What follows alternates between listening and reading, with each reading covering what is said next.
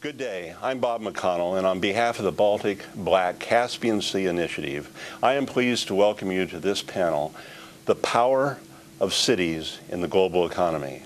To understand the focus of the panel and this discussion is to understand the Baltic-Black-Caspian Sea Initiative, which has been started to build and support trans-border cooperation, especially at the local level, to address such issues as energy, economic development, crisis management, and frozen conflict resolution, some of which will be discussed today. Our keynote speaker will speak to you via this video. As you must realize, the anniversary of a day that is now simply known around the world as 9/11 is upon us, and our speaker, as I'm sure you can appreciate, will never be out of New York City on this anniversary. The anniversary of a day on which the whole world focused on his city, and the whole world, amid the unspeakable horror of mass murders of innocent people, saw him lead a city, and in many ways lead a nation, as it absorbed and immediately began dealing with the consequences of genuine evil. I could take up the panel's entire time introducing Mayor Giuliani, working through his resume, highlighting extraordinary accomplishments with personal stories that would expand his image even more, but I will not do so. What I will say is that when Rudy was elected mayor of New York City, the city had an international reputation, one that was very troubling. Corruption and crime were rampant. The performance of city services could not be assumed. A number of its hospitals were about ready to be decertified. Corporate headquarters, long based in the city, were moving away, and many, certainly in America, were afraid to visit.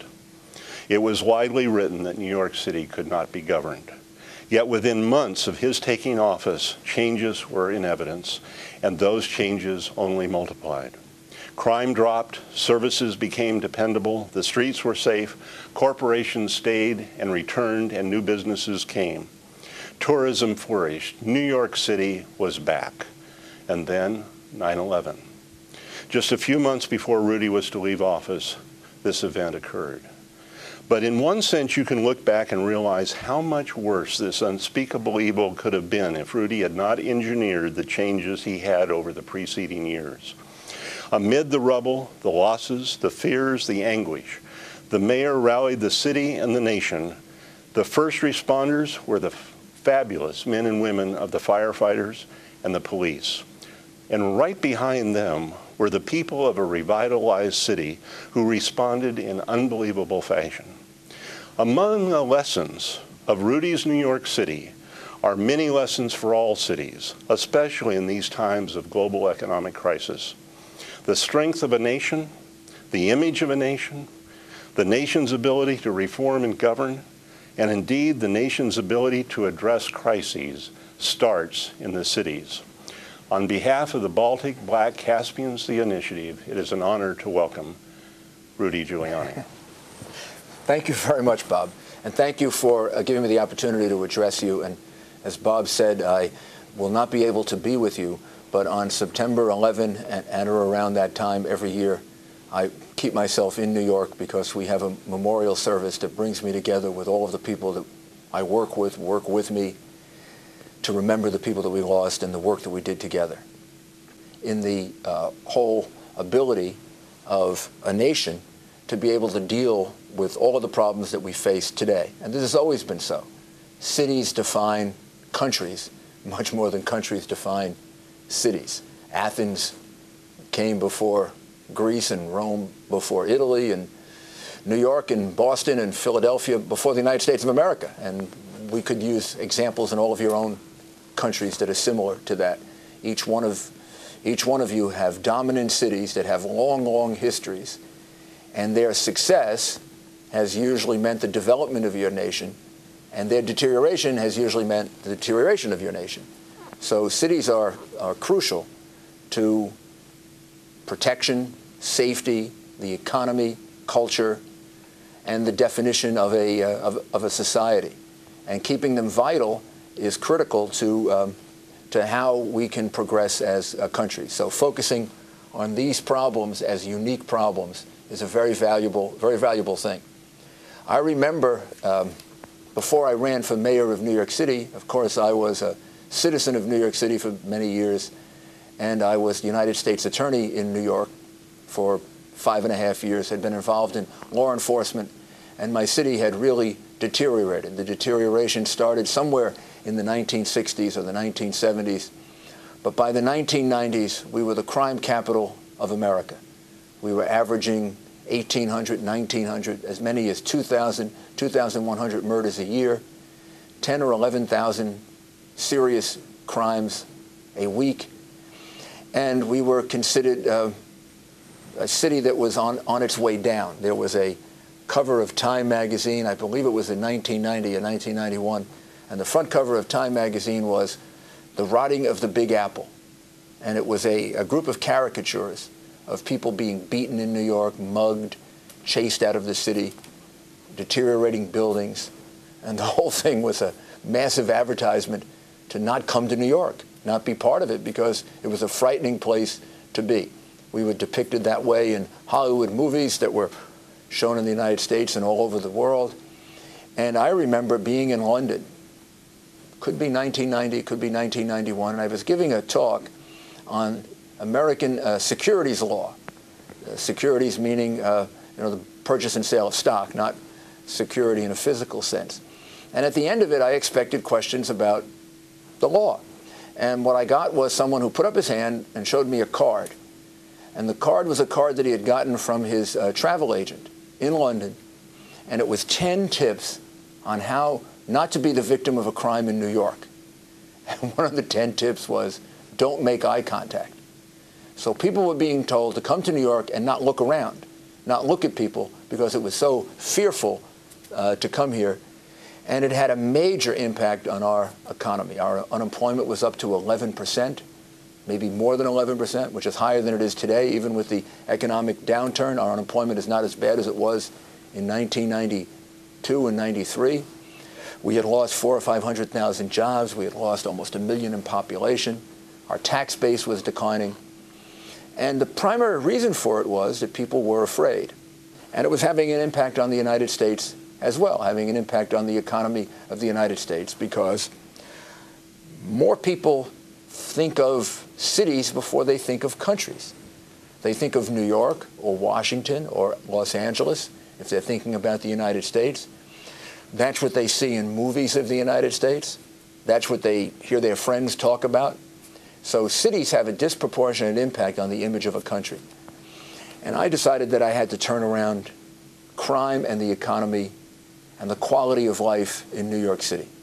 And I instituted programs like the CompStat program that measured crime every single day in every part of the city.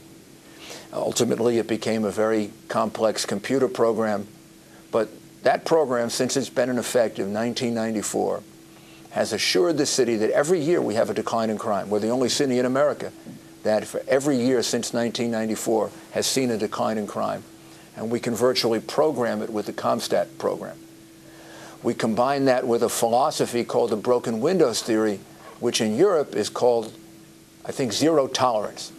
I never called it zero tolerance, but it got named zero tolerance in London or Rome or someplace else. And the idea is to pay attention to small things.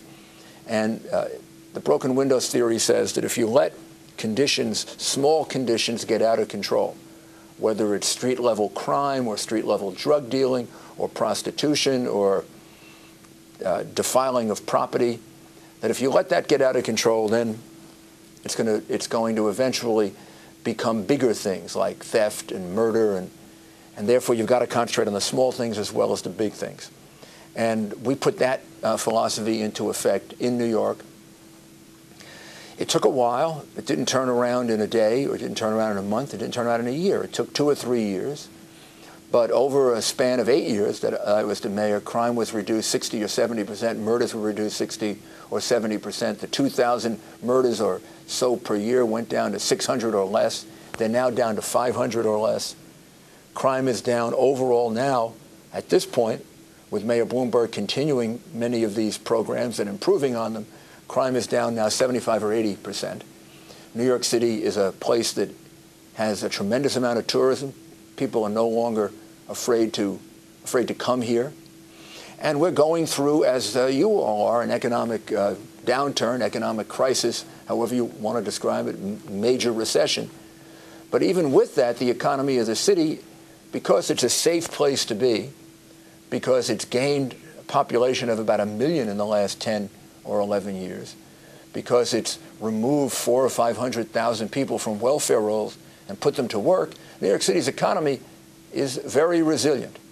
And although we're suffering like everyone else is, we're not suffering anywhere near as we used to suffer in the past. Our unemployment rate is even lower than it had been in the past because the economy has become more diverse. This is what cities can do for states and for countries.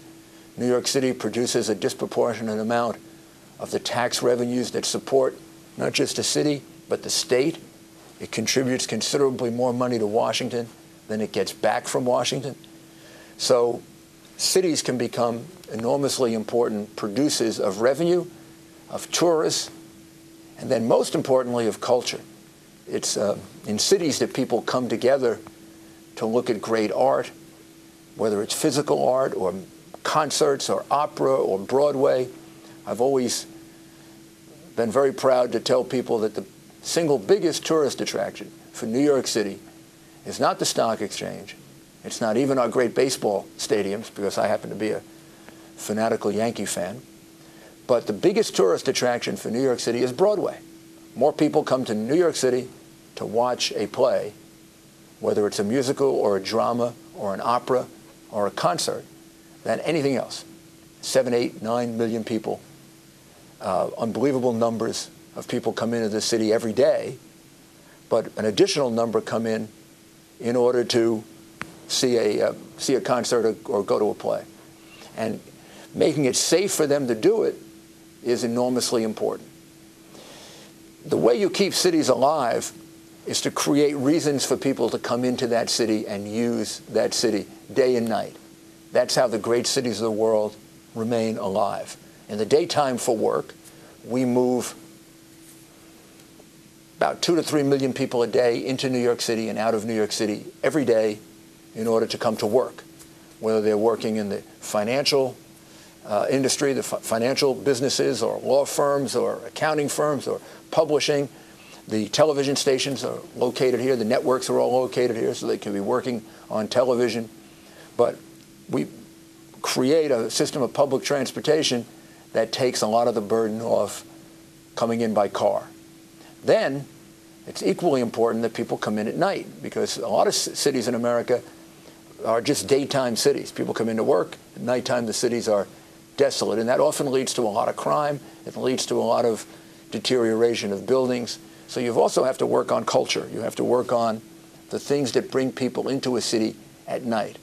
What are the things that people want to come together to do? They want to come together to watch live theater attractions, whether they're musicals or dramas. They want to come together to listen to classical music or jazz, or we have a wonderful jazz at Lincoln Center, which is something that I added, which I'm very, very proud of. Even though I'm an opera fan, I understand that jazz is a critical part of American culture, and we have this great jazz theater here in New York. People come to see that. People come to see the various other attractions, the Statue of Liberty and the Empire State Building. And these are the things in your city you have to work on. You have to deliberately think about how do you make it attractive for business, which is usually a combination of safety and quality of life and low taxes. The more you tax businesses, the more they go somewhere else. And the producer of jobs is not government, it's businesses, after all. They're the institutions that employ our people. So you have to think about that. How do you make it attractive for businesses to locate and remain in your city and produce jobs for other people? And then, how do you create those attractions that have them stay at night? The restaurants, the live productions, the beautiful tourist attractions. If you can do those things, you'll have a sustaining city. And your nation should contribute to it, because you are helping to create the reputation of the nation by the reputation of the city being a good one, because that is actually going to get more attention from people than from the outside than a particular country. So I'm a big fan of cities. I've probably been in most of your cities over the last 7 or 8 years. I've been to about 40 countries, maybe even more cities outside the United States. And whenever I go, I can always judge how well a mayor is doing. I judge it by, what does the city physically look like? Does it look better or worse than the last time I was there? And how do the people look? Do they look happy? Thank you very much. We appreciate your time, and the panel will now carry on the discussion of the overall topic.